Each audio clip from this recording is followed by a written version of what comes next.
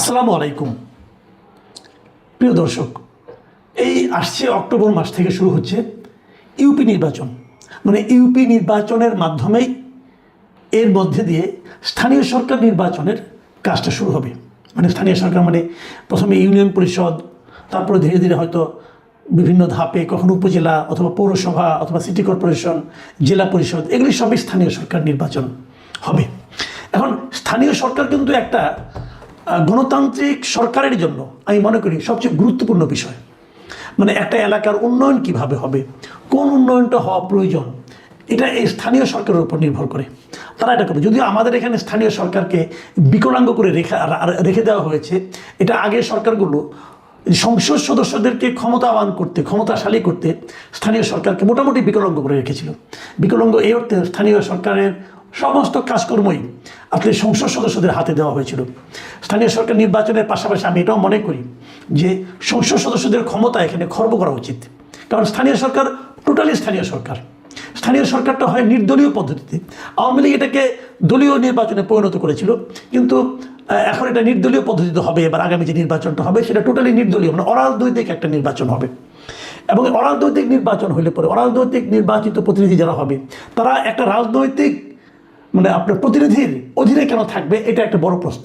সেই বিবেচনায় আমি মনে করি সরকার যখন স্থানীয় সরকার নির্বাচনটা করবেন তখন তারা স্থানীয় সরকারের উপর সংসদ সদস্যদের যে খবরদারিত্ব, মাতব্বরি, এটা যেন কমিয়ে দেন, সেদিকে তারা যেন সচেতন থাকেন, এই একটা প্রস্তাব আমার থাকলো। কিন্তু আমার আসলে আজকের মূল আলোচনার বিষয় কিন্তু এটা না।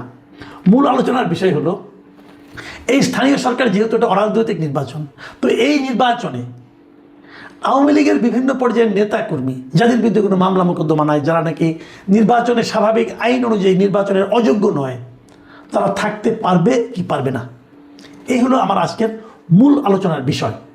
এখন গতকালকে বিএনপির রিজভী আহমেদ উনি নির্বাচন কমিশনে গিয়েছিলেন, এবং নির্বাচন কমিশনে যাওয়ার পর ওনারা এখানে বিএনপির আসলে হিসাব নিকাশি দিতে গিয়েছিলেন, যাদের আয় ব্যয়ের হিসাব, সেটা অন্য হিসাব, অন্য আলোচনা।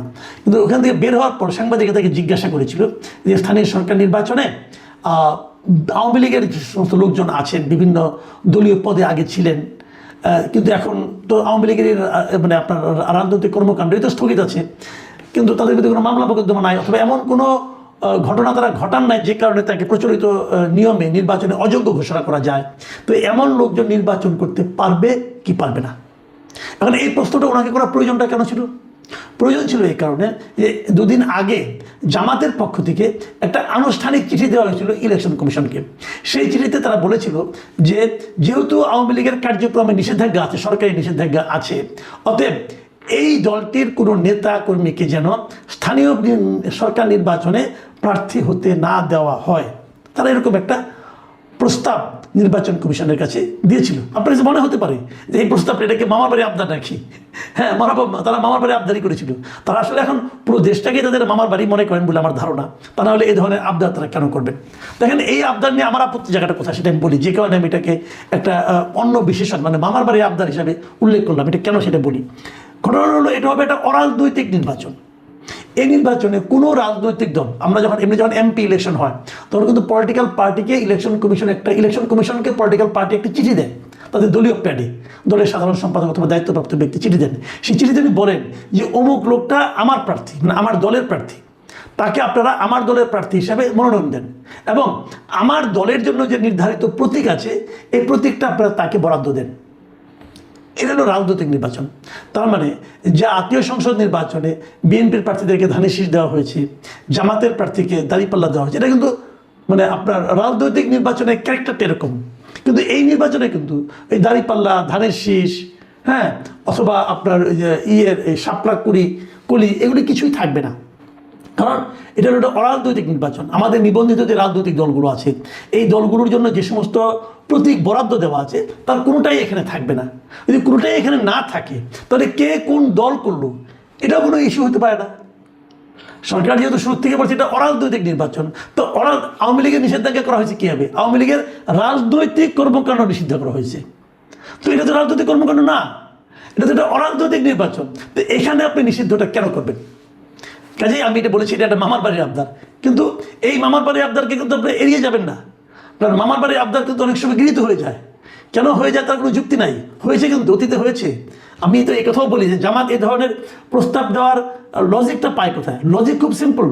এই যে আইনজীবীদের যে ইলেকশনগুলো হয়ে গেলো কয়েকদিন আগে, সুপ্রিম কোর্ট বার ইলেকশন হলো, সেখানে কিন্তু কিছু লোককে প্রায় 40 জন প্রার্থীকে বাতিল করে দেওয়া হয়েছিল। কেন বাতিল করে দেওয়া হয়েছিল? বলা হচ্ছিল যে এরা নাকি আওয়ামী রাজনীতির সঙ্গে সম্পৃক্ত। এটা কোন আইনে পড়লো এটা নিয়ে কেউ কোনো আলোচনা করে নাই, সরকারি দলও এটা নিয়ে কোনো কথাবার্তা বলে নাই, জামাত তো মহাখুশি, এনসিপিও কোনো কথাবার্তা বলে নাই। তো এটা যদি হতে পারে, এটা অরাজনৈতিক নির্বাচনে যদি আপনি আওয়ামী লীগ করে অথবা আওয়ামী লীগকে সমর্থন করে অথবা আওয়ামী লীগের সঙ্গে যোগাযোগ আছে, এই অজুহাতে যদি এইখানে আইনজীবীদেরকে বাতিল করে দেওয়া যায়, তাহলে ইউপিতে যাবে না কেন, স্থানীয় সরকারে যাবে না কেন? এই ধরনের একটা লজিকের উপর ভিত্তি করে আমার ধারণা জামাত এখানে এই ধরনের একটা প্রস্তাব নিয়ে গিয়েছে। এই প্রস্তাবের কথাই বিএনপি রিজভী আহমেদকে জিজ্ঞাসা করা হয়েছিল, সাংবাদিকরা জিজ্ঞাসা করেছিলেন যে তাহলে কি এই স্থানীয় সরকার নির্বাচনেও আওয়ামী লীগ অংশ নেবে না? রিজভী আহমেদ একটা চমৎকার কথা বলেছেন। তিনি বলেছেন যে এবারের এই স্থানীয় সরকার নির্বাচনটা দলীয় প্রতীকের ভিত্তিতে হচ্ছে না, সেক্ষেত্রে নির্বাচন কে করবে না করবে এটা আদালতের বিষয়, এটা নির্বাচন কমিশনের বিষয়। কি আইন আছে তা দেখে সে অনুযায়ী তারা নির্ধারণ করবেন। অন্য রাজনৈতিক দল কি বললো না বললো সেটা বিষয় নয়।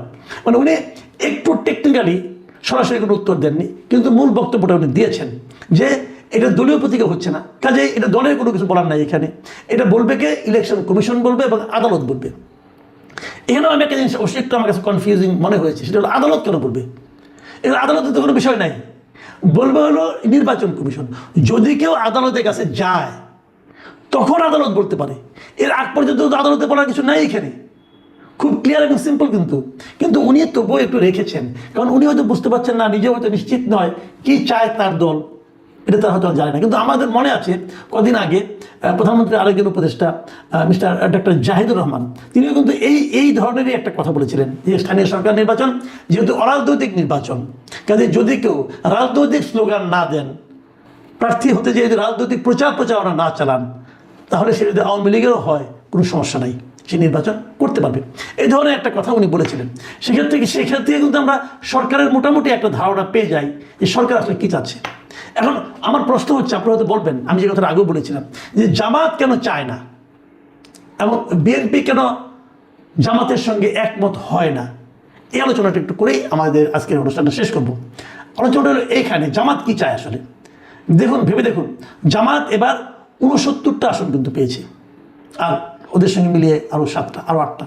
তো এই যে জামাতের 69টা আসন, জামাত তার জীবনে কোনোদিন এত আসন পেয়েছিল? পায়নি।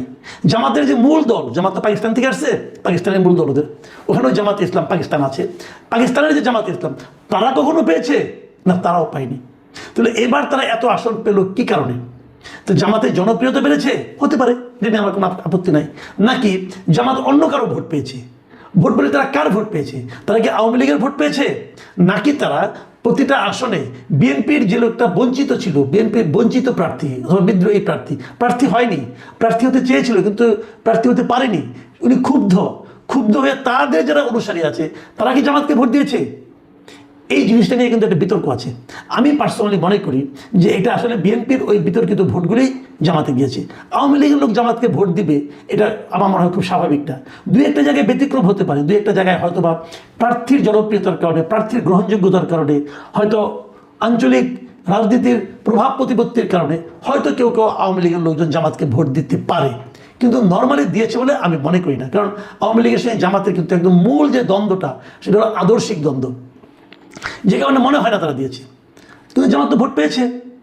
এই যে বিদ্রোহীরা যে জামাতকে ভোটটা দিল, তারা কিন্তু জানে যে তাহলে আওয়ামী লীগে যারা ভোট দিয়েছে, কিছু লোক দেয়নি, যারা দিয়েছে ভোট দিতে গিয়েছে তারা ম্যাক্সিমামই বিএনপিকে দিয়েছে।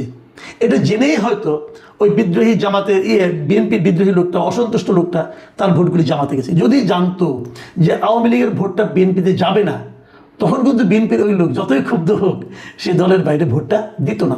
যাক, সেটা অন্য ইকুয়েশন। এখানে যেটা ব্যাপারটা হয়েছে, জামাতের আসলে একটা আতঙ্ক কাজ করে, সেটা তারা মনে করে, আমার ধারণা এটা নাও হতে পারে, কিন্তু আমি যেভাবে ভাবি সেটা আপনাদের সঙ্গে শেয়ার করছি। তারা মনে করে যদি আওয়ামী লীগ যদি নির্বাচনে অংশ নেয়, আওয়ামী লীগের ভোটাররা যদি নির্বাচনে ভোট দেয়, তাহলে হয়তো তাদের এত ভোট প্রাপ্তি ঘটবে না, কারণ তখন সব বিএনপি এক হয়ে যাবে। তখন জামাতকে কেবল তার নিজের ভোটটা নিয়ে সন্তুষ্ট থাকতে হতে পারে। সেক্ষেত্রে জামাতকে হয়তো তৃতীয় স্থানে চলে যেতে হতে পারে। এটা কিন্তু একটা মূল কারণ যে জামাত সবসময় চাইবে আগামীতে, অন্ততপক্ষে 2031 সাল পর্যন্ত তো তারা চাইবেই যে 31 সাল পর্যন্ত আগামী জাতীয় সংসদ নির্বাচনে যেন আওয়ামী লীগ ক্ষমতায় না আসতে পারে। এখন এটা যদি জামাত চায় তাহলে বিএনপি কি চায়? আমার কেন যেন মনে হয় এই স্থানীয় সরকার নির্বাচনটা দিয়ে বিএনপি টেস্ট করতে চাইবে যে রাজনীতির মাঠে আওয়ামী লীগ থাকলে, আওয়ামী লীগ পূর্ণ শক্তি নিয়ে যদি নাও থাকে, যদি আংশিক শক্তি নিয়ে থাকে, তবু যদি আওয়ামী লীগ থাকে এবং যদি জামাত থাকে পাশাপাশি, তাহলে তাদের অবস্থানটা কি দাঁড়ায়, এটা হয়তো তারা এই ইউপি নির্বাচন দিয়ে একটা পরীক্ষা নিরীক্ষা করতে চাইবে। ইউপি নির্বাচন কয়েকটা ধাপে হবে, নিশ্চয়ই একসঙ্গে সব নিশ্চয়ই হবে না, প্রথম কয়েকটা ধাপ দেখলে তারা ট্রেনটা বুঝতে পারবে। তারপরে হয়তো তারা সিদ্ধান্ত নেবে যে তাদের উপরে যে রাজনৈতিক নিষেধাজ্ঞা আছে সেটা থাকবে কি থাকবে না। কারণ ভাবুন একটা কথা, নিষেধাজ্ঞাটা কিন্তু আছে একটা নির্বাহী আদেশে, সেটা যে কোনো সময় তুলে নিতে পারে। কিন্তু পাশাপাশি এর ব্যাপারে একটা মামলাও হচ্ছে আইসিটিতে। মামলার ফল কী হবে এটা জানতে আমার ধারণা পুরো 1 বছর চলে যাবে। মানে নির্বাচন কিন্তু অক্টোবরে শুরু হলেও পরবর্তী 1 বছর ধরে কিন্তু বাকি নির্বাচনগুলি হবে। কাজে আমার ধারণা পুরো 1 বছর চলে যাবে। মানে আদালতের মাধ্যমে, আইসিটির মাধ্যমে যে রায়টা আওয়ামী লীগের পক্ষে অথবা বিপক্ষে, সেটা আস্তে আস্তে আমার ধারণা স্থানীয় সরকার নির্বাচন শেষ হয়ে তারপরে আসবে। এখানে বিএনপির হয়তো মূল রাজনীতিটা তারা দেখতে চাইবে যে আওয়ামী লীগের অবস্থানটা আসলে কি। এই মুহূর্তে আমার যতটুকু মনে হয় যে জামাতে ইসলাম এবং এনসিপি তারা যে সমস্ত ছোটোখাটো বিষয় নিয়ে রাস্তায় আন্দোলনটাকে নিয়ে আসতে চাইছে, এটাতে বিএনপি খুব একটা স্বস্তি বোধ করছে না। কাজে বিএনপি হয়তো চাইবে যে জামায়াত এবং এনসিপিকে সাইজ করার জন্য বিকল্প শক্তি হিসেবে কন্ট্রোলড ওয়েতে সীমিতভাবে হলেও আওয়ামী লীগকে মাঠ ছেড়ে দেওয়া। যদি সেটা হয় তাহলে কিন্তু আমরা এই স্থানীয় সরকার নির্বাচনের পরে রাজনীতির আরেকটা চেহারা দেখব। কি হবে আমরা জানি না। আবার এমনও হতে পারে যে আওয়ামী লীগকে নির্বাচন করতে দেবে, কিন্তু আওয়ামী লীগের প্রার্থীদেরকে মাঠে নামতে দেবে না, আইনগতভাবে কিছু বলবে না, কিন্তু দৌড়ের উপর রাখবে, হুটহাট নতুন নতুন মামলা জুড়ে দেবে। তো এই জায়গাটা আসলে কি দাঁড়ায় আমাদের মনে হয় অক্টোবর পর্যন্ত অপেক্ষা করতে হবে। কিন্তু তার আগেও আমরা হয়তো কিছু বুঝতে পারবো। দেখা যাক কী হয়, আমরা অপেক্ষা করি। প্রিয় দর্শক, এখন এ পর্যন্তই। আল্লাহ হাফেজ।